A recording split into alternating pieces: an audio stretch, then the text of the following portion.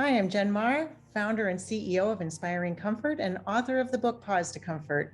On today's show, we're going to be talking about three things. We are first going to confront the myth of comfort. It is not a cozy word, but a very strong, resilient verb. Secondly, why you may have self-care backwards, and why is it that when we care for others, it's the way we best care for ourselves. And lastly, we're going to talk about what's actually stopping you from showing care. We know it's awkward. We know things have changed, but let's understand those behaviors and what you can do to break through that awkward zone so people around you really know that you care. Stay tuned.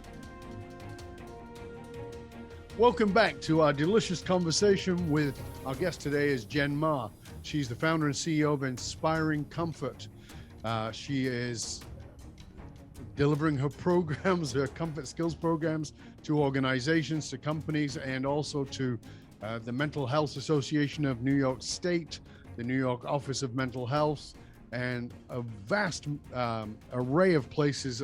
She's been on BBC Canada, and now the White House, I believe, have been in touch with her to look at that there. Let's jump into that, Jen. Tell us a little bit about the White House reaching out to you. That's pretty exciting stuff. It is exciting. I was just invited to go and I'm going to give a mini masterclass on comfort to the White House Leadership Development Program. They're doing a program called the Invite, and it's all for senior government level officials and others in the government. They're looking for ways to move forward with the pandemic weary workforce. And so there's a panel of us talking about how we can engage our employees and make our workplaces cultures of care and compassion in the aftermath of everything we've gone through. Yeah, it's interesting because we're still using language like in the aftermath, and we're still really in it. Yeah, right? You're right. I mean, know it isn't. And it's all this desire to push it behind us and move forward. But it's still right there. I mean, lots of companies are still not back in force. There's still lots of mask mandate. There's still people who are not vaccinated. There's still, the political things that are going on around those things. It's really interesting that we want to get past it, but it's right here with all of us. There's still people very sick, still a lot of people dying from this. A lot of people dying. People don't, it's pretty crazy that we're wanting to almost distance ourselves. Again, it's this desire, it's human beings, right? It's this desire to feel better. If I go, well, that's behind me now, then I'm okay. Well, it's not behind you. And what we don't deal with sets us up for more problems. I mean, this is one of the things I talked about right at the very beginning of the show when I talked about being asked the wrong questions, right? It's like we're trying to get past something that we haven't dealt with. That's an issue because that will come back, and that leaves us oftentimes feeling empty inside of ourselves. We're trying to push past something so we don't deal with it. And then we go, oh my God, I'm exhausted. And now you want me to take care of other people? I can't even take care of myself. Talk to us about that issue, because that's something that's coming up a lot. It's true. And, the way I want to talk about this one is over the past couple decades, there's been a lot of focus on self-care, right? Yep. And it's almost as if there's been this feeling like I can take care of myself, through mindfulness, meditation, breathing, self-regulating my emotions. We're much better at understanding our own emotions now. And if I have mental health issues, then there's the mental health community that can help me. And none of that is bad, except for one thing. It's fully pulled the rug out from our social network, our whole social connectedness of our friends and our family. And that's what we need. We need our tribe to come back to if we go see a counselor. We need our tribe to go back to if we're dealing with some of these difficult situations. And so what now, if you look at the suicide prevention, and a lot of this is now moving back to the public health platform, right? Suicide prevention has not been a public health platform until this last year. And that's because we all have a part to play. And it is in the social connectedness that we will get through this. You know, Dr. Arthur Evans, of the head of the American Psychological Association, says the number one way we are going to get through all of the stresses that we're dealing with is social connectedness, because there's hundreds and hundreds of studies that show it. Yeah. That show that the amount of people that we have caring and supporting for us, and this is different than professional connectedness. Professional connectedness puts more cortisol in our system. Social connectedness actually releases the oxytocin. Mm-hmm. And that is how we have to get through it. So we have to build up, have to shift a little of this self inward focus back outward. And when we talk about all of the societal changes and everything else that's happened, it's just become a little more awkward. It's a little easier to look inward. And so, but yet when we do look outward, that is when, like when you comfort someone else, all of that energy going out to someone else, some of that gets absorbed back into you, right? And then not only that, but you help that person and they will help you back. The reciprocity, what's that word? Reciprocity. Thank you. Okay, we all have happened. those. What I call them, cranial flatulence. That was what, with caring for each other is truly one of our greatest ways to self-care. It takes us out of our own heads. It's why we are wired. We're wired relationally exactly for that reason. So the way we're wired is if you care for others, you're completely caring for yourself, and you get a good friend in the meantime. You have your social support, and that's how you're going to get through life together with that. You see, but again, now we're back to this same issue, which is part of our challenge as society, and certainly psychologically, is that the mind loves to work in absolutes and polarization. So, you know, we were a society who, you know, you weren't allowed to take care of yourself. You had to take care of everybody else, blah, blah, blah. Okay, we need to do self-care. Okay, but it's not a polarity. It doesn't mean you now throw the baby out with the bathwater. You don't forget about everybody else. It actually is everything. As the Buddha said, it is always the middle path. It is in the middle. It's always in the middle. And so understanding, yes, you do need to take care of yourself. Yes, you do need to have very healthy boundaries. All those things are very important. But you also need to take care of other people because it actually helps you too. Both those things are so important. It's not exclusively one, because if you're only taking care of yourself, you're a narcissistic a-hole and nobody wants to be around. And if you're only taking care of everybody else, you're just a freaking martyr and nobody wants to be around you because you're always telling everybody how wonderful you are, right? So neither of those are particularly psychologically healthy. But when you come to that middle ground and you realize, and this is a point from, I mean, I know this from myself, years and years ago when I was dealing with very, very severe depression, there came a point where I was like, I am really getting on my own nerves. I am just so sick of being miserable. And I went and did something that I had done many years before. And that is I took myself to the downtown core and went to the place where the homeless people are and where people are doing drugs in the back alleys. And I went and sat in the back alleys with them. Now, people think I'm mad for doing that because, you know, it's dangerous or whatever. I just sat with them. And he said, what do you want? I just don't want anything. Do you need some drugs? Nope. What are you here? Oh, you think you're going to save us? Nope. I just want to see who you are. Tell me a little bit about you. And I made friends down there. I got to know people. I talked to them. I found out their names. Found the names of homeless people. And after a couple of weeks, people were like, hey, you know, they wanted to see me and they wanted to chat. Guess what? My depression disappeared.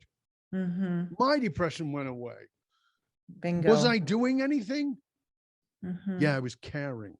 I was connecting to people. I wasn't offering advice, although I was very tempted. I wasn't offering advice. I wasn't telling people what to do.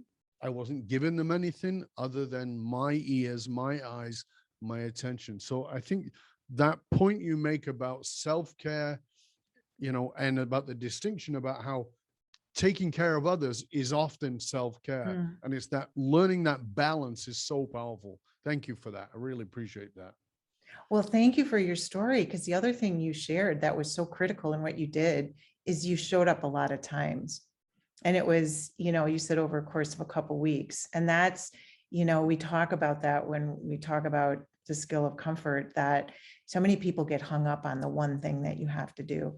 And, caring for others is a series of a lot of little steps so that trust can be built. And that was exactly what you did. So well done. That's Well, a great thank you. story. But this is the thing. I mean, you don't go in and take care of your baby once.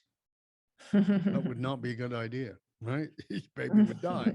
You would have to take care on a regular basis. And I think that this is one of the things we live in this instant gratification world where we're looking to do it once and get the medal and walk away and say, I did the thing, as opposed to saying, what does it take? What is the lifestyle? What does it take on a regular basis? Well, I don't have time. Okay, then do something you do have time for. It doesn't take a lot, but do it on a regular basis. Outside of my office, there's a homeless guy there. I know his name. I know why he's homeless. I know how he became homeless. I know what his sickness is. I know how he's been treated. I know the medical system he's been through. I know the struggles he's had because I bothered to ask. As a result, when I pull up my car, he goes and feeds my meter if I forget. Right? Here's a homeless guy collecting coins. He will feed my meter. And he'll come out and he'll go, your meter ran out. And I go, oh, thanks, John. He goes, don't worry, I put money in. And I go, okay. Doesn't ask me for any money back. Yeah. Of course, I give him money back, but he doesn't ask because there's a relationship there. There's a connection there. And this is what caring is. It's, as you said, and I think it's so important, it's connection. So let's go to this place where we were at the end of the last part, where you talked about that there is these two groups who are very awkward. One is saying, put me in coach, but I have no clue what to do. Kind of like, and the other group was saying, it's none of my business and I don't want to put my foot in it. And everybody's really fragile these days. And, it's all politically correct. And I might put my foot in my mouth. I don't know. Give us a practicality for each of those possibly caring human beings. Yeah. Well, the deflecting group, first of all, needs to understand everything we were just talking about, why it is so critical that you need to show care. And a lot of times this is cultural, right? Like people that have been raised, like you can do this yourself. They really truly feel that, hey, if I can do this myself, then they can do it themselves. Or, if they need help, they'll ask for it. And it's not anything other than cultural. And so a lot of times with these people, it is that first, it's really just this discussion and understanding. If that's what you are assessed high on, then you start with helping them understand that, number one, why it is important, which is what we've been talking about. But number two, that basically the situation where you don't have to go so deep, right? Like it's what you said. It's what you said when you went to see the homeless people or the man that sits out front of your office every day. You don't have to solve the problems of people. No. But what it is it's showing up again and again. And it's making sure that you are validating they're going through a difficult time and that they see you. Whether that's sending them a text, maybe it's dropping a coffee off. Like that's why we do the assessments, because you would know what you like to do and what you're good at. So then focus on those behaviors to go out and help people. So again, that deflecting group, first of all, needs that level of awareness that, okay, this is good for me to do and I need it. And that group actually will respond quickly, because all of a sudden they're like, oh my gosh, like we did a research study this last spring remotely with the inner city school. And this culture was that way. Like, I can handle it myself. He should be asking for help. I don't have to help him unless he asks for it. And it's very freeing. It's like a door opens when they understand, like, wow, if we help each other, this is really great. So again, that's the deflectors. And the truly the people that are just a little ill-equipped, that's when you just go through again their assessments and you talk them through, not only the marble jar, right? The marble jar concept that it's a lot of little things. Do what you like. Again, just validate it. And then, there's all sorts of tips and tools we go through. A lot is, just don't give advice, just learn how to listen better, like all these different things we can get into. But again, that is just from the initial mindset when you hear of something. Now, there's another layer underneath that in the awkward zone, which is now your responding behaviors, because you can have a mindset whichever way you want. It doesn't matter if you're a deflector or an ill-equipped person. You will come face to face with somebody, right? You'll meet them in the elevator or in the aisle in the grocery store. They went through a divorce or they lost their dad or something, and all of a sudden you're deer in the headlights because you haven't done anything. Happens to everybody. So that's the second awkward zone, is how do people react to that? Right. And I think this is pretty obvious. You have two people. You have those who are going to avoid it. They will not bring it up. They will never talk about it. If they're in the grocery store, they might go down the next aisle. And they just will not engage in that at all. And the other side, you have the fixers that they'll just talk and cheer them up and doing all of these things that they want to help, but they're not doing things that are helpful. So again, as we get into these barriers, these are all things, as we talk about, you recognize, like, I can fix these, right? Like this is not hard stuff. What it is it's just bringing out into the open. If you're an avoider, and again, the avoider and the fixer could easily parallel with an introvert extrovert, right? And so to the avoider, they might be really super good listeners. And so you talk to them about that. So don't avoid it. And let's talk through all your skills. What do you like to do? And again, the other key thing here is when people understand this is a journey, like you said, like it's made up of so many little things, kind of the pressure's off. And this is, like you said, a lifestyle. Like it's going to be little things I do every day. And so teaching people that, and teaching people not to talk about themselves and put the focus on the others. We have one of my favorite little tips and tools in the book is we call the pause filter. And we say, before you say or do anything, make sure what you're doing passes the pause filter. And so the P is, are you fully present? Are you removing distractions? Are you, putting your focus on that person and being present? Number 2, are you giving advice when they didn't ask for it, right? You don't want to give advice. Number 3, are you unloading your own problems on the person, right? Which you shouldn't do. Number S, are you staying with the mood? Like a fixer usually is going to want to try to cheer a person up. And the reason that's a barrier is because when people are hurting, they don't want to be cheered up. They want somebody to be in that mood with them. Conversely, sometimes people are like, they've suffered a terrible tragedy, but they're having a good day. And then you have the other people that are like, oh my gosh, are you okay? They're like, hey, I'm having a good day. Please don't bring me down. So S is stay with the mood. And then E, are you keeping the emphasis on them and not being a focus grabber back to yourself? So the pause filter is just a very simple thing to remember before you do anything. But typically what we do in our workshops is people will walk out, they know their key barriers.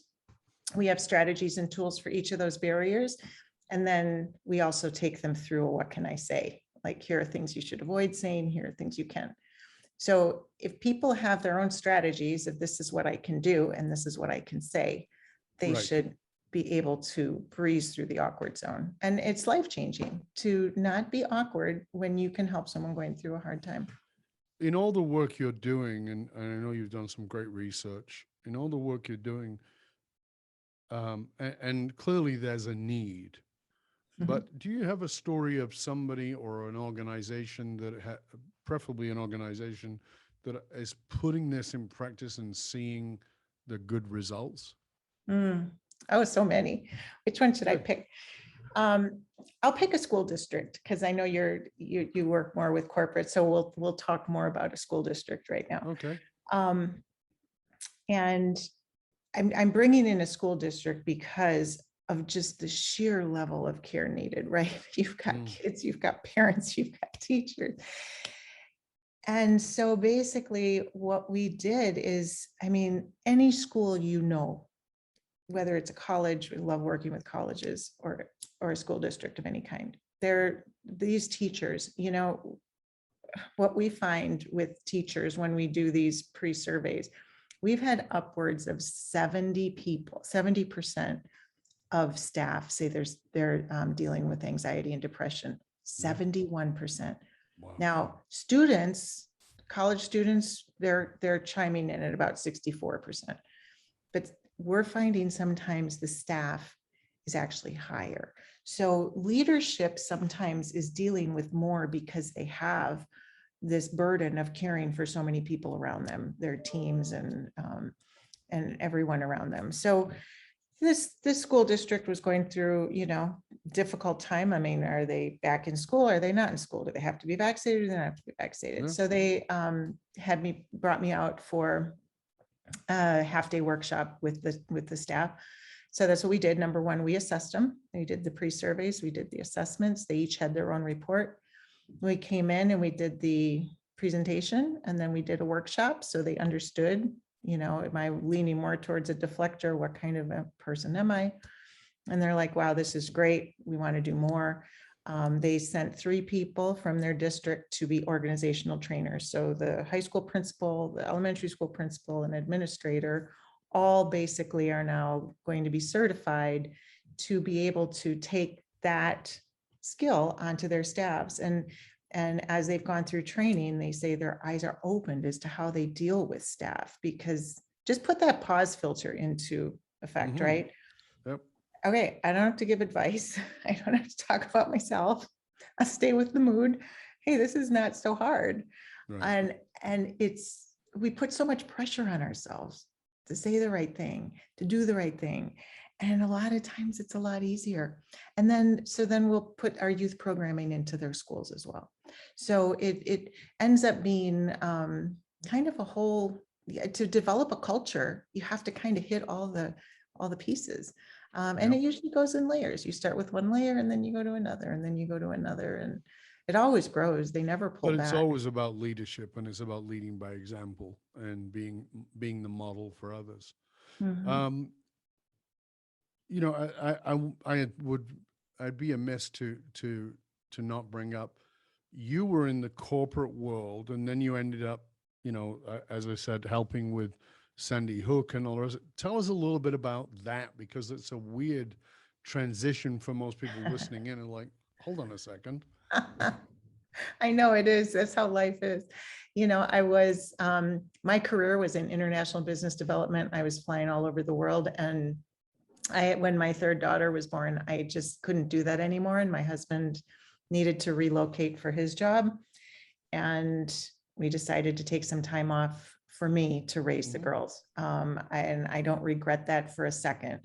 And part of during that time was when the Sandy Hook Elementary tragedy happened. And I got involved with going in the beginning with comfort dogs and being there and in that school and caring for those people. And that was But very how did you end up difficult. going in to be with bringing comfort dogs into Sandy Hook?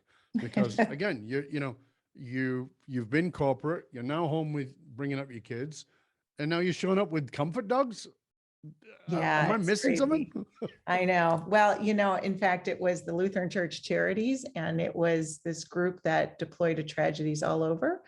And they had come, we went to church right near there, and they asked our church if we would take a dog. And before I knew it, there I was learning how to hold the leash of a dog and go into this school. It's a great organization, and going in with these dogs at first opened up people's hearts so much. And it was in watching that interaction that I realized that humans are missing this. We're needing dogs to do something humans should do. And don't get me wrong, the dogs are beautiful. Who doesn't love a golden retriever? Like, it really opened people's hearts. It helped this community greatly. But it got to the point where my business development brain took over, that this saying kept going in my head, if you give a man a fish, he'll eat for a day.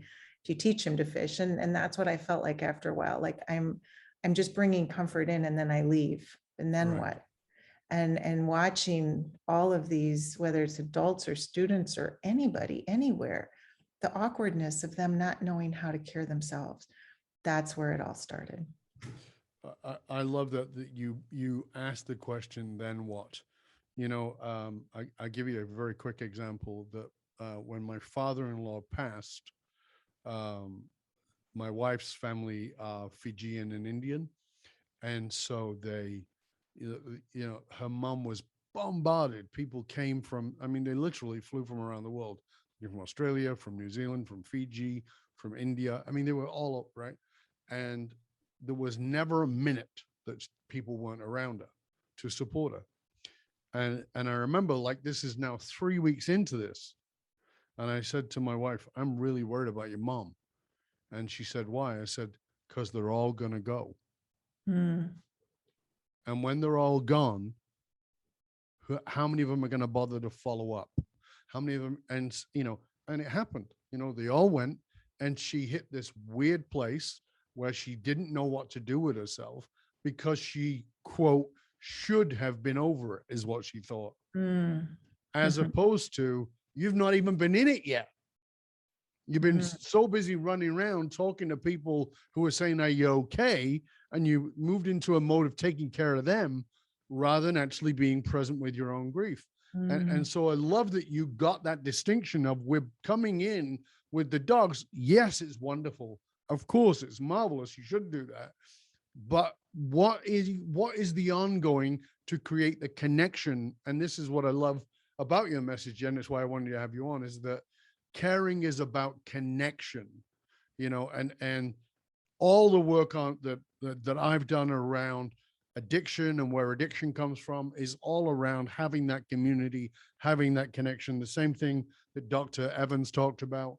We need community, we need connection, and probably never more than we do today in this pandemic, post-pandemic world of living on screens, where we're not having the hugs, even is, and the handshakes and the elbow bumps now instead. Yeah, that's going to work for me. Not. Exactly, I'm with you. Right. So I'm a hugger. I want to hug you. It's like, yeah. Can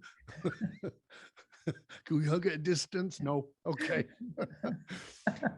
So, Jen, I really want to thank you for being with us today. This has been a fabulous conversation. And I think it's been a very important conversation for leaders, for people, for all of us who are dealing with a community. And we all have our own communities, and we need to make sure that our communities are supporting each other. As we finish up, I'm going to ask you, of course, to let people know where they can find out about you. But if you were to give a sort of parting statement, what would that be? Let's end with where we started. People don't care what you know until they know that you care. Fundamentally, one of the biggest challenges we are faced with going into this next decade is showing people that they are seen, heard, valued, and cared for. We have to do it. It's the only way the mental health epidemic will be solved. It's not up to the mental health professionals, it's up to each one of us. So please go out and show that you care. Wonderful. Thank you, Jen. Please tell people where they can find out more about you and all your wonderful resources. Yes, inspiringcomfort.com. My name is Jen Marr. You can follow me, JenMarr, on LinkedIn, and also Inspiring Comfort on LinkedIn and Facebook.